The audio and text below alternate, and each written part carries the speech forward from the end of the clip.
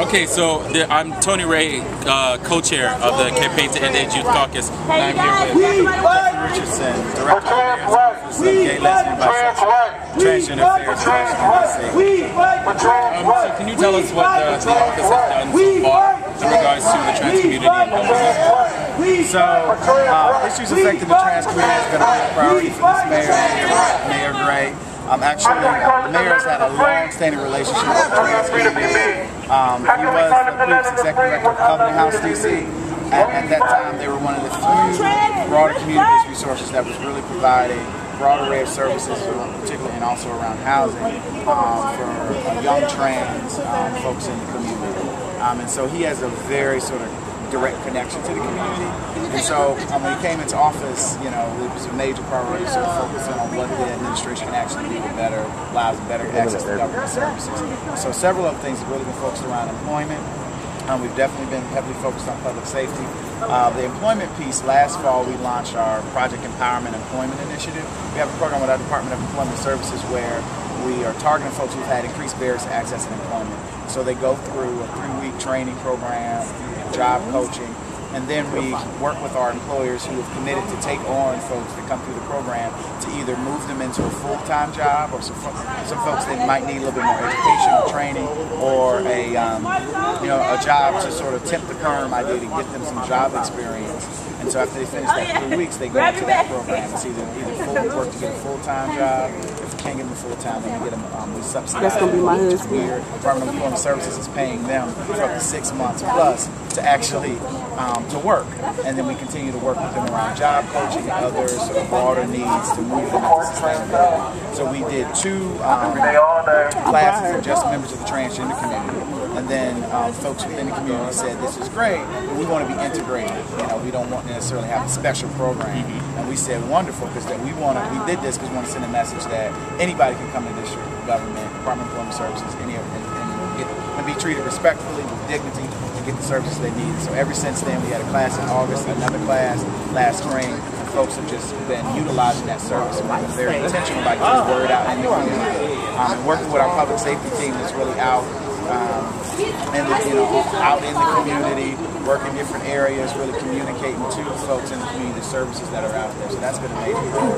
And then also really focusing in on being responsive to the community's concerns around law enforcement and how they engage into the transgender community. So we've been doing a lot of training across what's called the police department. New police officers coming on board. We have affiliates in each district that are part of our game lesbian design unit. We have a centralized unit. We have, I believe we have 200 affiliates that are across the city that have had a week-long training on GLBT engagement. And then now we have detective training, and actually our vice special division unit officers, our vice officers are being receiving some focus training starting next month, and then we continually do roll call trainings with officers, reminding them about how do you report a hate crime, you know, some of the sensitivities around engaging with the community. So we recognize we have a long way to go, but the mayor's really prioritized these issues. We continue to meet with our community partners at the table, particularly around the employment piece. We just had a meeting a couple of weeks ago with our head of human resources of the district government, Department of Employment and Services director, myself, as well as the director of our Human Rights Office, about how we can begin to utilize some of our internal policies to create some more space for folks to be able to access jobs within district government. We know that for the private sector, you know, we have our Human Rights Act, you know, and that law. We still have a way to go to sort of do more education around gender identity.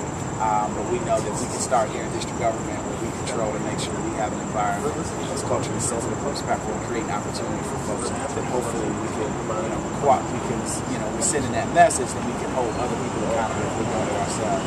So we have widespread cultural competency training happening across district government.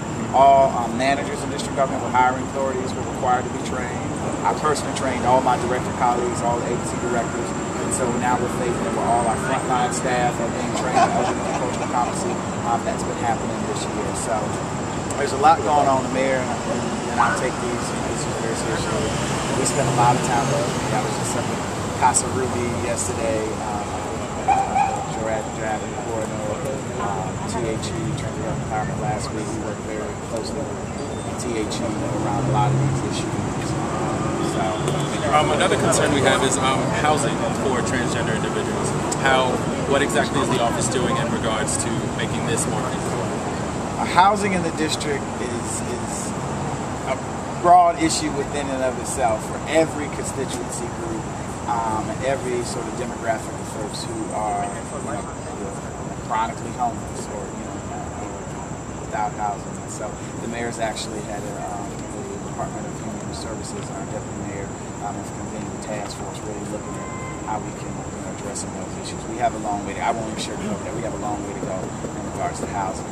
Sadly, in the district, because of previous laws and policies, if you're not HIV positive, if you don't have children, it's very, very hard to get into support housing programs. So we're really looking at now how can we, with our economic constraints, what can we do? It's an issue that we really have to figure out for us, particularly the younger population of folks more finding themselves without chronically homeless. So it's something that we are really focusing a lot of energy on. I don't have a simple answer for that. I won't lie. It's a big issue, and it's really going to take some effort and time to really figure it out. Given the population that we're dealing with in the district broadly, that's homeless and chronically homeless. Was there anything you wanted to ask him? Well, I'd like to thank you for taking the time. I have something. I came in on the ending part of it, but I heard you talking about a lot of the multiple issues that affect the trans community in regards to the health disparities, the physical and sexual violence, the lack of access to services and housing. I heard that part. And I know a couple weeks ago at the International AIDS Conference, the mayor was approached with about having a comprehensive citywide plan, especially in regards to helping to lower new infection rates, that had a multi-agency focus. I mean, you talk about we have plans, there are multiple agencies have different plans that don't necessarily connect to one another and don't have the same kind of accountability or kind of across the board assessments when you're talking about achieving those goals, those positive health outcomes, addressing health disparities, addressing housing or housing instability. So can the mayor be any closer to kind of addressing or instituting kind of the comprehensive citywide plan, kind of like the safety net? I mean, I've heard different terms for it, but that we have multiple agencies that are kind of working side by side as opposed to independently. I mean, you have individuals that may be recognized in one area or from one agency, but not any other. So it doesn't make a difference how often they meet their mental health counseling visits if they're homeless, and the mental health counselor doesn't know that they're homeless. So is there any steps or anything that we can do as a community that we can do in regards to advocacy to help push that and the mayor kind of implement that? Yeah, in regards to on the HIV/AIDS side of it, I think that was one of the major reasons and sort of motivation behind the mayor establishing the HIV/AIDS really sort of in that diversity of folks really trying to look at that from the holistic lens of what is our strategy. On the operational side of government, one of the reasons why, not just sort of politically, but why the mayor went back to a deputy mayor structure within district government, where we have the mayor, our city administrator, and then we have a deputy mayor for health and human services, deputy mayor for education, deputy mayor for public safety, is that their role really is not sort of top-down leadership, but it's really sort of looking across the board. So our deputy mayor for health and human services is really sort of that person that's really actually working on what does that look like when we talk to looking at sort of that holistic approach.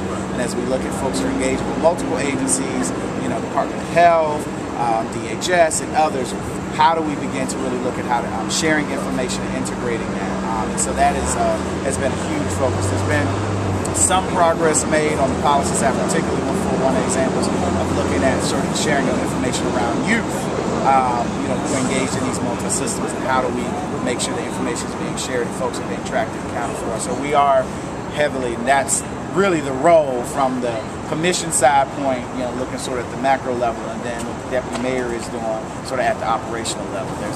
So yeah, I mean, I was there when the first commission meeting, and it was impressive roster-wise, and I know that they've met maybe a handful of times in the last year and a half. And it's kind of the framework of everything we're talking about, but we still don't see kind of the concrete plan developing, the concrete steps. Like, these guys have met 5 times, and their recommendations are this, and this over the next 5 years to help reduce new infections to help decrease health disparities. We're going to work with Department of Corrections to help create a much more stable post-incarceration with not getting those. And I do recognize the deputy mayor is coming in. So what it does is kind of diffuse the accountability. Like, who do we go and whose door do we knock on? Because we have a lot of chiefs, a lot of very well qualified chiefs, but still no battle. Well, I guess in that, I mean, around these issues, the deputy mayor is that point of accountability on these issues. So whether it be on the public safety side, Paul Kwanda, whether it be on the human services side, BB Otero is that point of accountability. And I will say there's a lot of progress being made. There's probably more that could be communicated.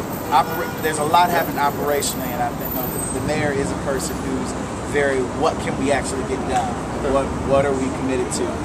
He's not, process is a pathway to outcome for him. Some folks are just engaged in process of clearing. So there is a lot that is happening, and I think that, I was just sort of, when I was talking to him about some of the stuff we were doing on the trans employment side, it's like, is there a fact sheet or something like, actually, no, I haven't developed. So I think there's a bit we can do more to communicate in the community what is actually happening at the agency level and at the operational level. So I think there is probably a bit more happening than folks are necessarily aware of. Is there any sort of timeline or goal point by which to have any parts of the plan created? I know there are. To be honest, I'm not the person sort of in the best position at this moment to sort of articulate specifically what those are, but I know, yes, there are some very specific timelines and goals, particularly around the HIV/AIDS strategy.